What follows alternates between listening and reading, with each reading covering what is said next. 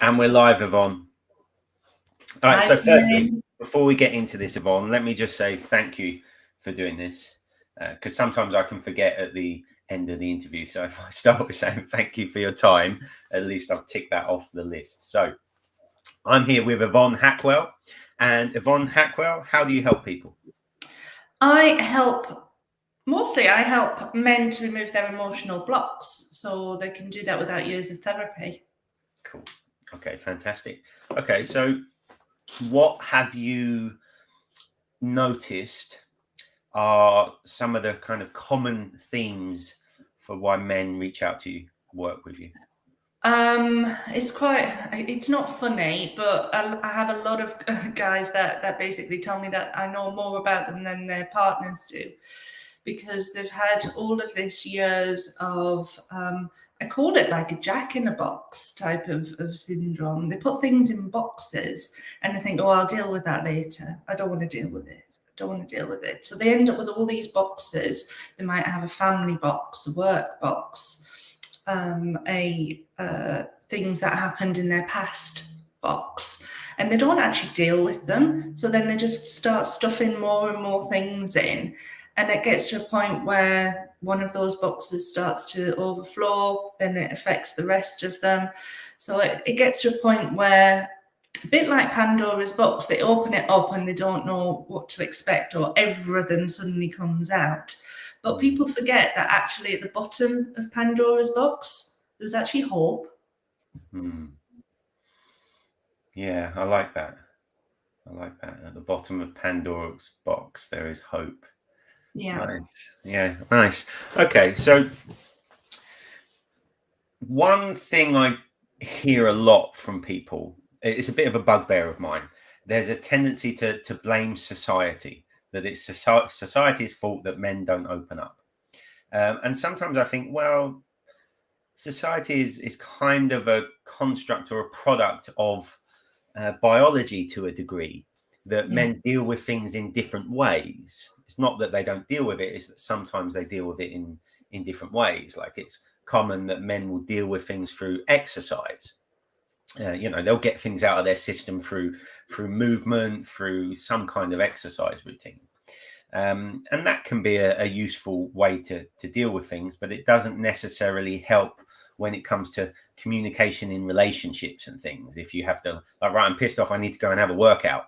Like, well, Yeah. it's not going to help anything in that moment, is it? So where do you find these kind of blockages that these guys are bumping into appears most in their lives? They tend to have learnt it. It tends to be a group of people of a certain age that I've spoken to recently, where all of our beliefs and attitudes have all learnt. So if you are a kid and you fall over in the playground and they go, "Oh, get up, don't cry," you're learning from a very early age that you shouldn't be expressing your emotions. So you should look strong and be in control.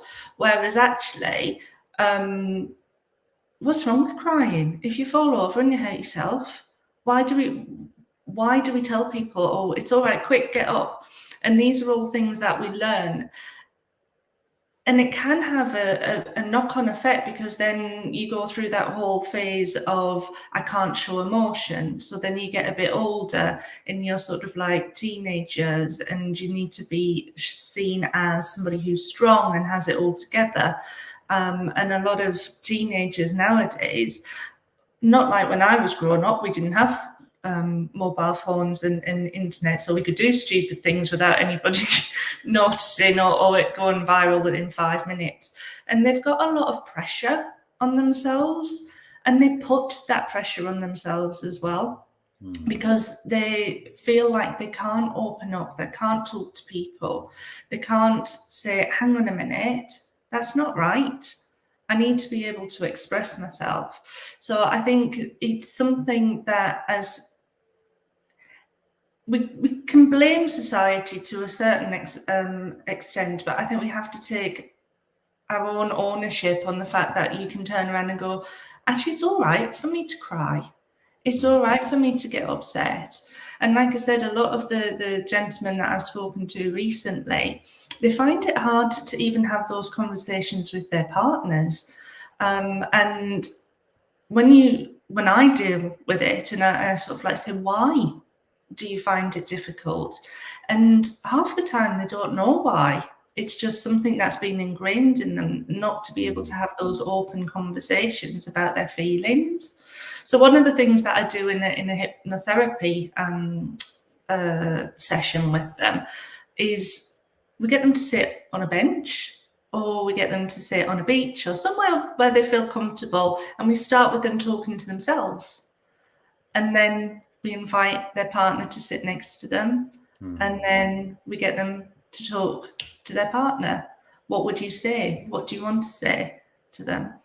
And a lot of the times when they come out of that hypnosis, I'll say, right, what do you want to do? And they're like, I want to send my wife a text, or I want to send my partner a message. I need to give her a call, or him.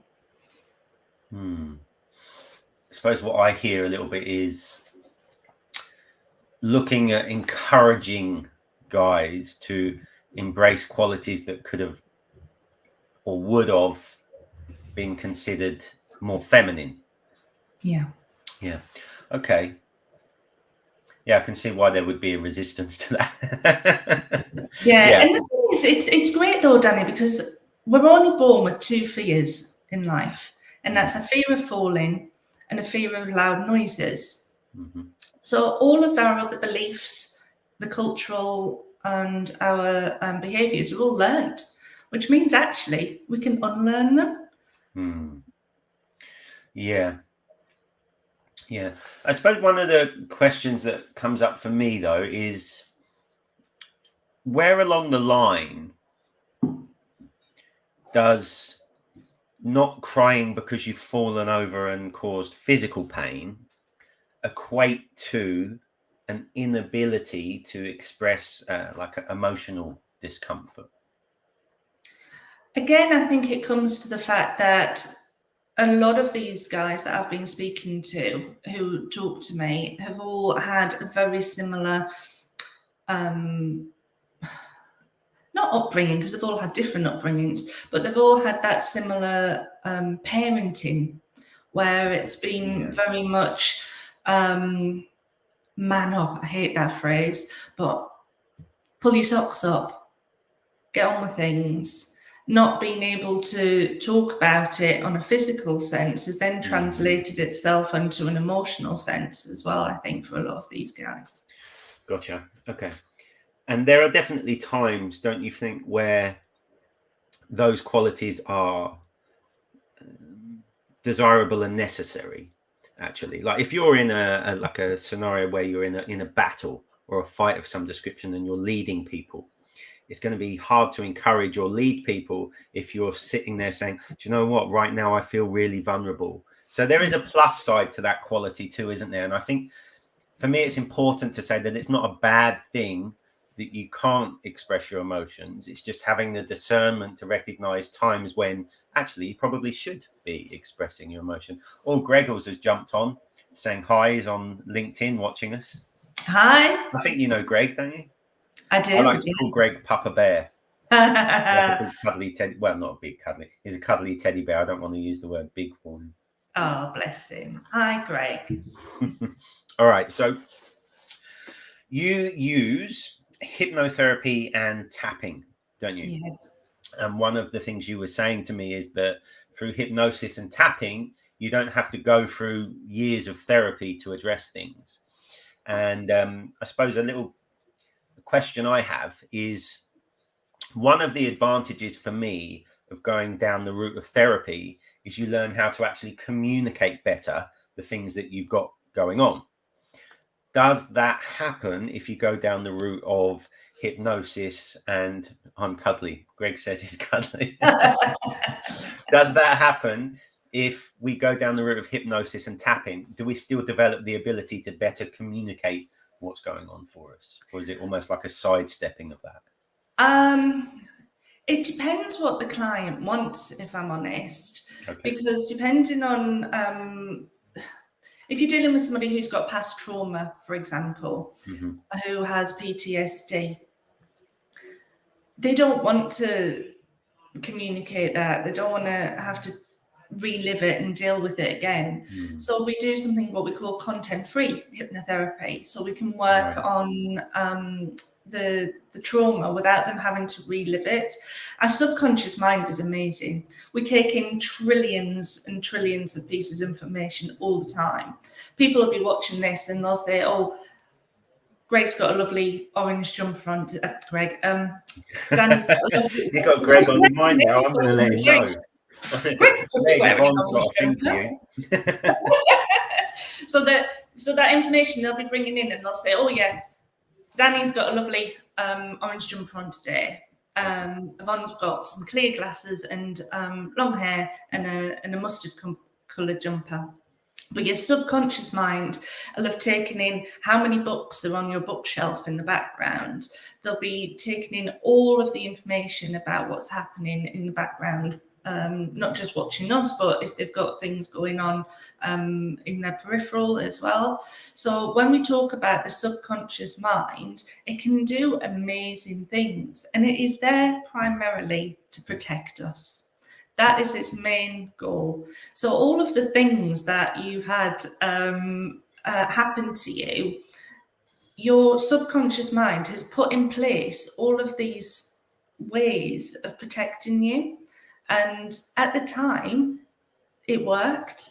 It was what was needed at the time to protect you. So what we do in hypnotherapy is we kind of negotiate with you. And we negotiate with your subconscious mind, and we go, do you know what? You were brilliant. Thank you so much for protecting Danny at that moment in time. But now actually he's ready to move on, because what you've put in place, that block, that hurdle, whatever it was, we want to remove that now, because actually Danny is ready to move on and he doesn't need that as his crutch anymore. So that's what we do mostly in the hypnotherapy. Nice. And that really resonates with me, actually, because one of my little, let's say, bugbears with the whole motivation, inspiration, self-help message that's always put out there of just push yourself, break through limitation, all that stuff, is it's often implying forcing and pushing. And my experience is often that can just add to this sort of sense of being in conflict with ourselves. Yeah. When actually, like you say, it's a process of recognizing, no, that part of us has served us up till now, so we can let go of it with love. We don't have to try and slap it around the face and tell it to bugger off. You know? So, no. And that, in my experience, tends to get rid of the conflict we have with ourselves, you know, to recognize, it did serve a purpose, but now let's explore different ways of dealing with things.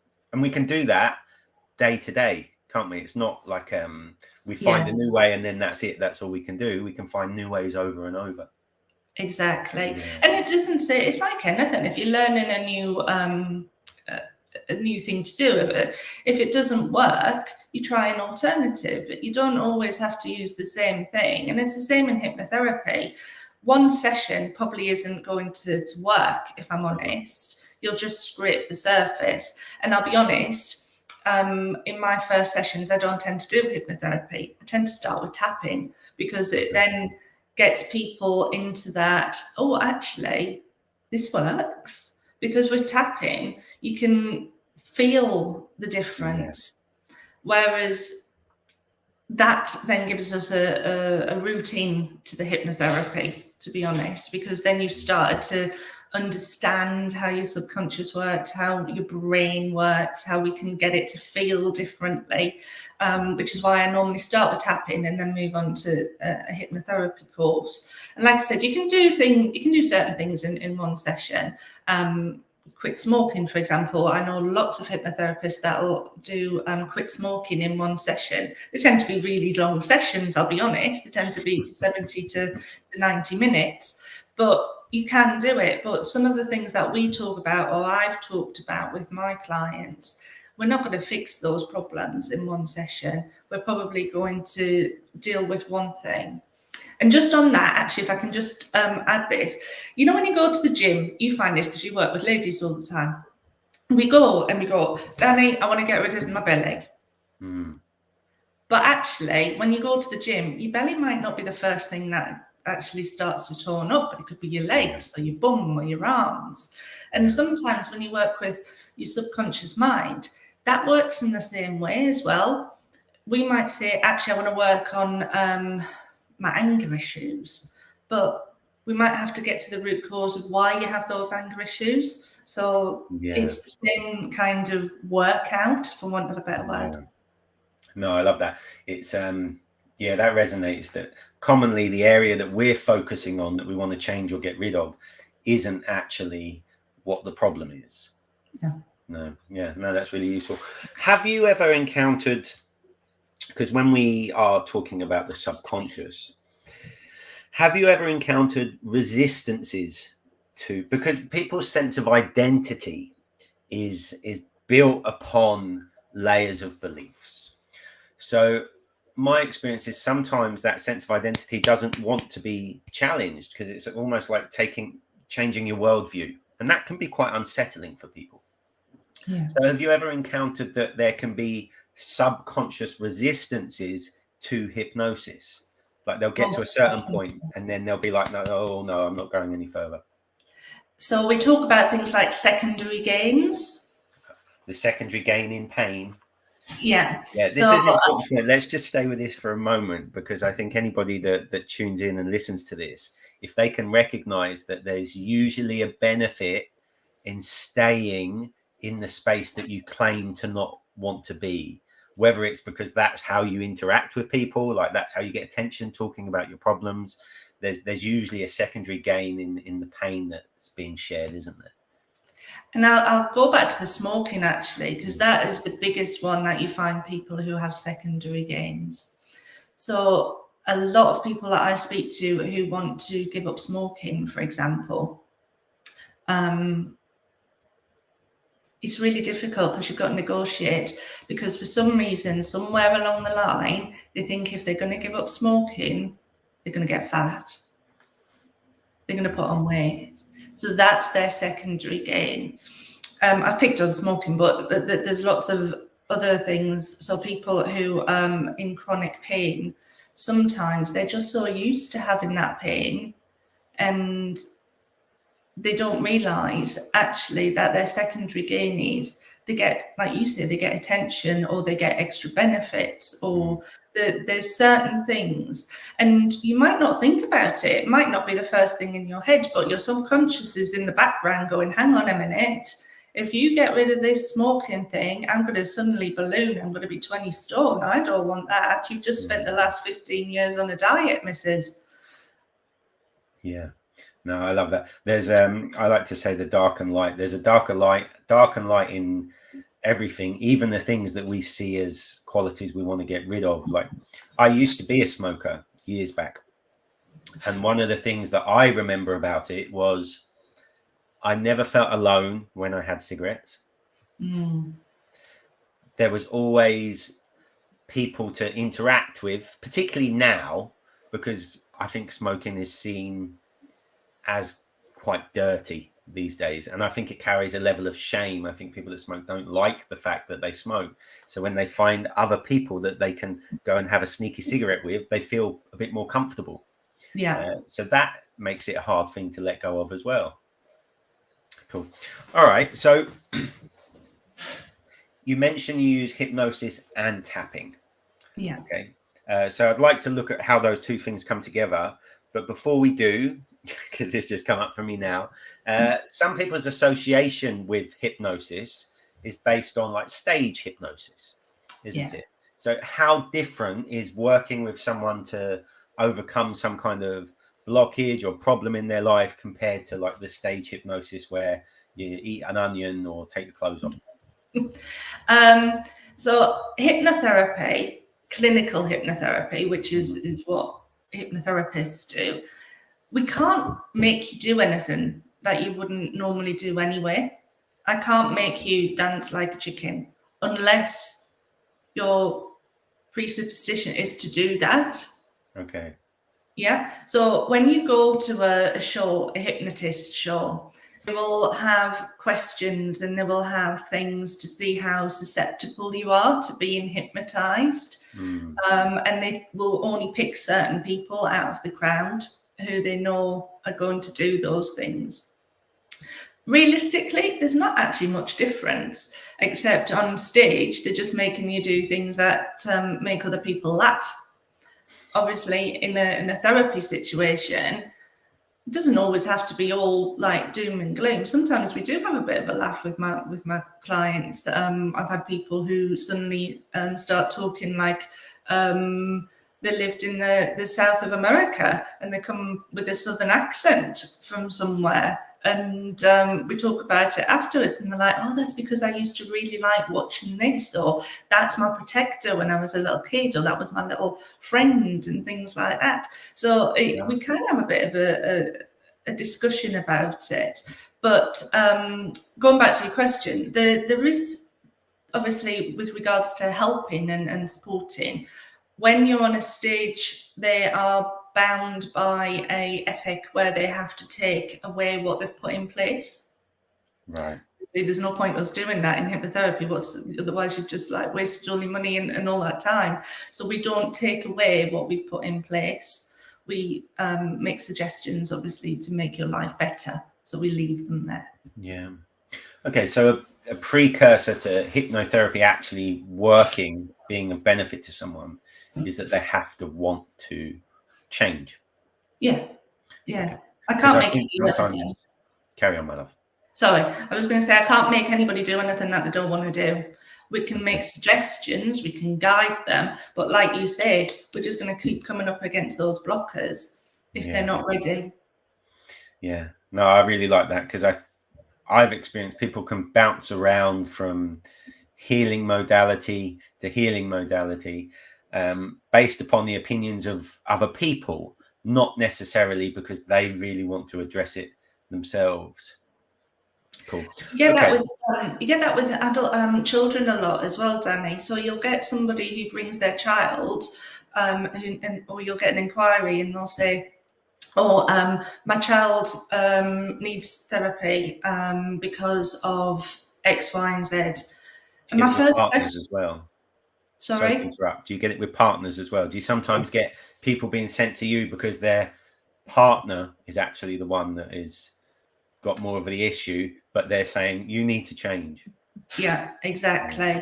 And if you work with couples, obviously you have to you work with the couple as a couple. You never deal with them separately. You might end up dealing with them separately, but that first interaction, if you do couples therapy, has to be as a couple. And the same with children. The first question is, have you spoken to them? Do they want to change? Yeah, no, I like that. It's important that if we do go on a journey of change, that it's being done for ourselves and not because other people are telling us we should. Unless we're hearing it a lot, and then maybe we have to question it. Yeah. Okay. So how does the tapping play into this then? So have you ever done tapping? I have, yeah. Yeah. So obviously tapping, for people who are watching who haven't heard of it before, it's based on Chinese acupressure points.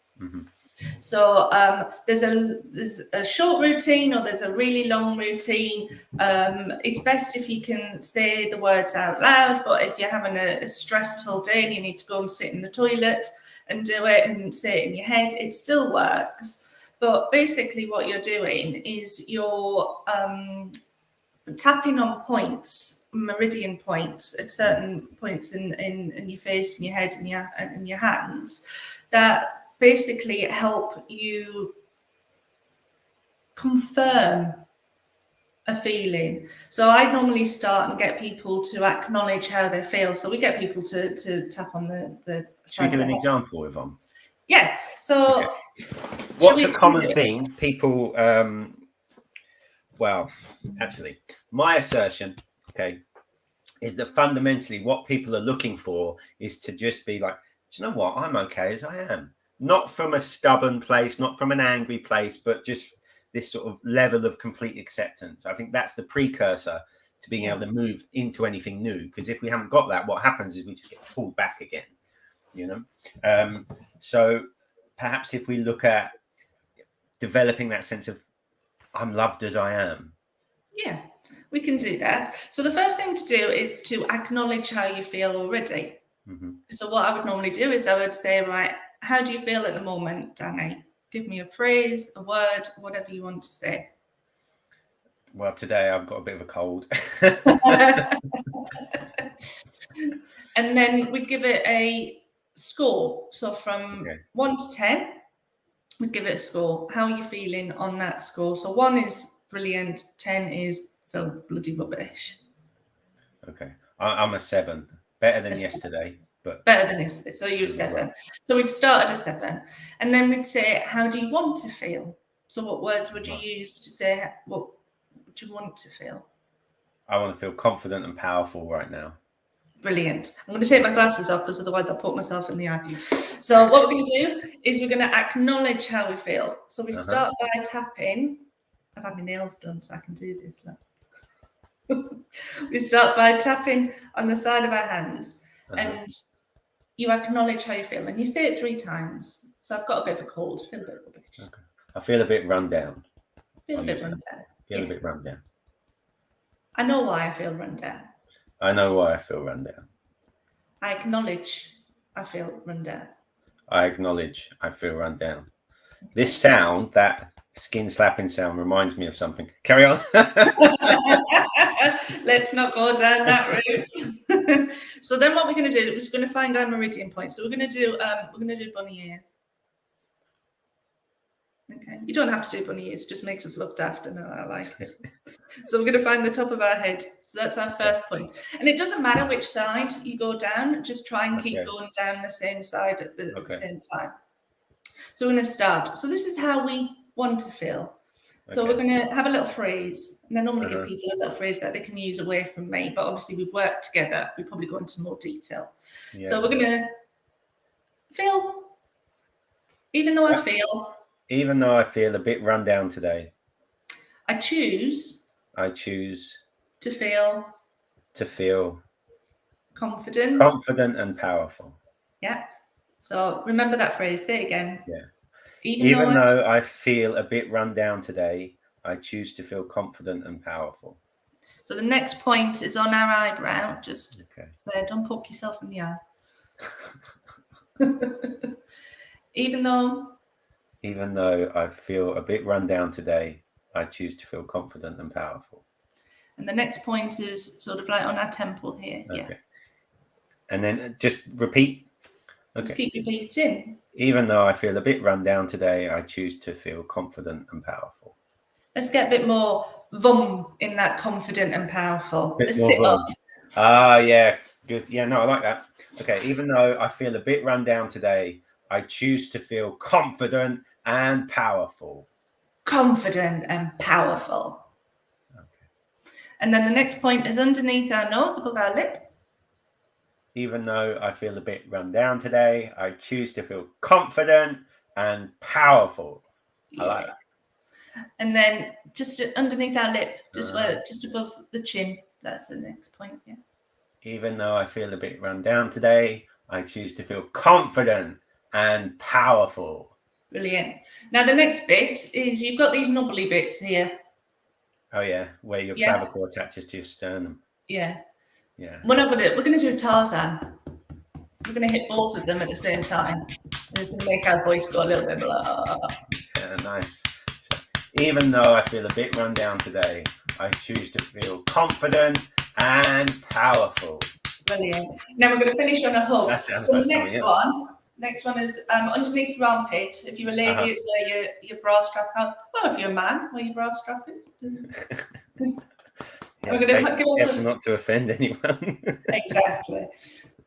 And again, even though I feel a bit run down today, I choose to feel confident and powerful. And then what I like to do is I like to take in a nice big deep breath. And we're going to do a Taylor Swift. We're going to let it all out. Let it go.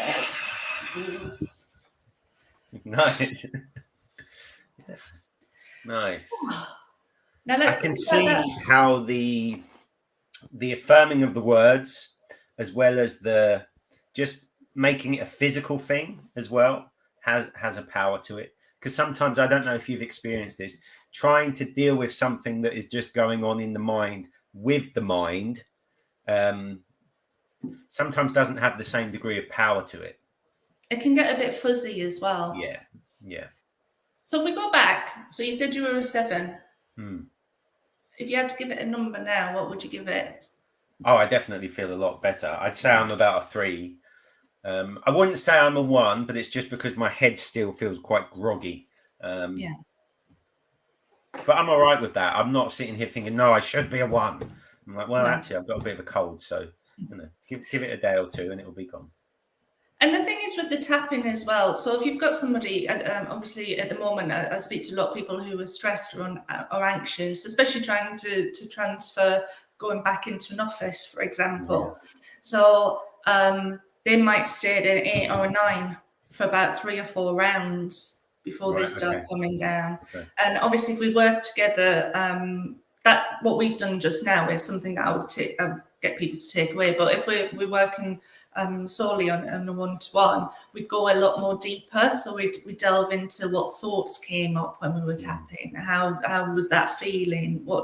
How did you feel when we said those words? And it can work really well with people with PTSD as well in that respect, because even though they have those feelings, sometimes they can't articulate it. Gotcha. Yeah. And do you find that it's helpful to give people something that they can implement away from the hypnosis sessions as well, something they can just introduce themselves throughout the day? Oh, definitely. They always get homework when the work was made, don't they? Nice. Yeah. No, I think it's really, really important, because I've had hypnotherapy before, and I found it really, really, really useful. But I like to talk about the sort of stories that we tell ourselves. They're easy to return to. They're quite sticky, and as we step away from it, it feels almost like we get pulled back to them again, because they're so habitual. And if we don't have something to help us out of that, we can very easily get pulled straight back into it and find ourselves stuck there again. So something that we can introduce regularly throughout the day is a great way to just put it down quicker. And then we close the gap, don't we? We close the gap on where we want to be and returning back to where we was. So we can be a lot more sort of like, okay, this is where I want to be. I'm back to there again. And in hypnotherapy, we've got lots of tools in our tool bag as well. So we talked about like the content-free hypnotherapy for people who don't want to relive that past trauma. And you talked about also the people who come up with those barriers with themselves. And there's something great called parts therapy. And that's where we kind of invite all the parts that play a part in those decisions, and we do like for want of a better phrase, like a CEO around a board table, and we invite all of those parts to have their say. So you can say to them, so what's stopping you? What can we do to overcome that? Why are you being so being a block, for want of a better word, a block for us to move on? Because these 3 parts have all agreed, actually, they're ready to give it up. They're ready to move on. What's stopping you? And actually bringing everybody to the table to have those conversations can really help get that person over that milestone sometimes. Yeah. No, I like that. I like to say it's integrating all parts as opposed to getting rid of. But sometimes that doesn't make sense to everybody. But this reminds me a little bit. Have you heard of internal family systems? No. It's that kind of thing. It's looking at we're a combination of all these different parts, and different circumstances, scenarios, people bring out different aspects of us, don't they? And sometimes those aspects that are revealed are ones that are in conflict. Other times it's ones that like, I like this part of me. And often we choose the people to be around that reveal the parts that we're most comfortable with or familiar with. And that's where, have you noticed this yourself? When people start to step into change, there can often be the letting go of relationships that held them where they were. And that can often be the hardest barrier to get over. Definitely. I've even had it happen to myself. You start to change yourself, and you find that actually there's people in your circle who are either not happy for you or try and change your mind or put barriers in place. And it is really hard. And sometimes you have to give up those relationships because they're not healthy. And that reveals another part, doesn't it? How are you at goodbye? Yeah. How are you at letting go? Because ultimately moving towards something is going to result in you having to let go of something as well. So there is a process, isn't there? And would you say one of the things that I bump into a lot, Yvonne, is people think they can do it by themselves? Yes. And there are, don't get me wrong, there are people out there who can do it themselves. Like who? Buddha? I don't know anyone but Buddha. They're people who can work on a certain aspect, but then I think sometimes it then reveals a different aspect, and they might not necessarily know how to deal with that, which is where they need somebody. And I think you and I are both coaches. We've got coaches. Everybody needs somebody. There's a song in there somewhere, isn't there? Yeah, Blues Brothers. I love that song. I love that song. But everybody needs somebody to help and guide them. To love. You've just got to find the right person to do that. And yes, sometimes the first person that you speak to isn't going to be the right person. You've got to find a person that you can work with to help you get over that. So here's a question for you then. How would you suggest someone chooses whether or not someone is the right person for them? What would you say needs to be ticked off? Rapport. You have to have a conversation with somebody. You've got to be able to, it's therapy, and there's a big stigma about people saying that they're having therapy, whether you want to call it coaching or therapy or whatever new phrase has come out. They're all the same thing. But you can't do anything without having rapport. Yeah, I love that. I'd agree with you completely, actually, that the basis of any kind of therapeutic journey is going to be the relationship you have with the person that's helping you on it. Yeah, definitely. Which is going to then reveal to you how you are in relationships in general. You know, what you're not comfortable sharing, you know, what you avoid talking about. It should, in my experience and opinion, be revealed through the relationship with the person that you're going through the process with. Nice. That's it. And how can you open up and be how can you be confident that that person's got your best interests in heart if you haven't actually had a conversation and understood where that person is going as well? Yeah, no, I agree. And I think this is why I've heard many people complain about the therapy that they had through the NHS. Okay? But a common thing I've bumped into is people that go through the process of free therapy aren't invested in the same way. So they're not going to make those changes. They're not going to have that level of connection with their therapist. It's kind of, they're doing it because they've been told to. So I think if you really want to address this, skin in the game is an important one. You've got to be invested in the process. I wanted to just cover something there. You were sort of talking about the not doing it by yourself, and I agree with you completely. And this is one of my bugbears with the whole argument about self-love. Okay. The ability to love yourself by yourself is limited to what being by yourself shows you and reveals to you. A lot of our stuff is only revealed to us through others, you know? So if you're trying to love yourself by yourself, my experience is you'll be fine until you bump into someone else who disagrees with you. And then it all goes out the window again. So, yeah, I'm a little bit against that whole movement to self-love. I think you can't learn about that until you start stepping into being more open with others as well. It's a two-way thing, isn't it? You've got to. I was talking to a friend the other day, and I was quite shocked, if I'm being honest, because this is a friend that I've had for a long time, and she said, "Oh, divulge any names? We can out them." No, I wouldn't do that. And she said, "Oh, a mutual friend of ours, another friend of ours." She always says that you're quite direct, and I was like, okay. So to me, I think being direct is a good thing because I'm not flouncing around. Yeah. But this other person thinks that's not necessarily a bad thing, but maybe makes them feel uncomfortable. And then it's kind of like, oh, well, actually, because at first when she said, oh, this person thinks you're direct, I was like, but I need to be. Why did she tell you that though? It was a broader conversation about other stuff. Yeah. It wasn't just that someone rang you up and said, "Oh, I've got some gossip for you." So thinks it. But it made me think about myself, because again, talking about the self-love thing, somebody else's opinion of you makes you think about it. Yeah. And I thought, you should have known me 20 years ago. I was way more direct than I am now. Yeah. I used to be brutal. Yeah. And I think I've got really a lot better with it, with all my with age and training and what I've decided to do as a vocation.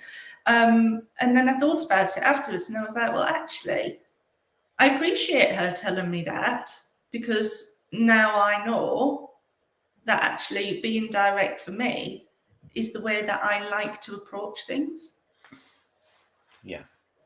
Yeah. And perhaps you wouldn't have had that question arise for you if you hadn't had the feedback from others. Yeah. Yeah. And this is where we all are. We serve as one another's mirrors, isn't it? And I think as well, people become self-critical as well, because if they hear the same things over and over again, especially growing up, then they start to believe it. And this is where that Pandora's box effect can happen. So I'm of a certain age where money was quite tight. So it was like, you're not leaving the table until you've eaten all your food. But in the same breath, it'd be like, well, if you eat all your dinner, you can have a dessert. And it's like, well, you kind of contradict yourself. And as an adult, you see that. But if you talk to people with weight problems, that's a big thing that it's something that they heard a lot when they were kids. Yeah. So people don't realize the effect of words on children in their adult life. This is a big one for me. This is a real area of, some people might say I'm annoying. I don't know. But for me, it's a really important area. The words we use are always direct feedback on our thought processes.